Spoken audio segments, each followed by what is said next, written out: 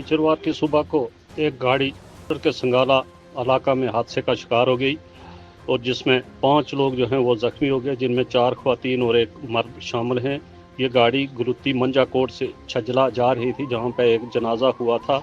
वो जो ही मेंढर के संगाला एरिया में पहुंची तो हादसे का शिकार हो गई और सीधी दरिया में चली गई, जहां से फौरी तौर लोगों ने उनको निकालकर सब जिला अस्पताल मेंढर पहुंचाया, जहां पर वो जेर इलाज हैं, जिनमें से 3 लोगों को बुनियादी इलाज और मुआवजा के बाद जीएमसी रजौरी रेफर कर दिया गया है और 2 का इलाज सब जिला अस्पताल मेंढर में चल रहा है। मानी को संगाला मोड़ के पास एक गाड़ी का एक्सीडेंट हुआ जो रजौरी से छगला साइड जा रही थी। उसमें 5 पर्सन इंजर्ड हुए हैं। हमने एम्बुलेंस भेजी 108 शिफ्ट किया और पेशेंट अभी हमारे हॉस्पिटल में है, अंडर ट्रीटमेंट है।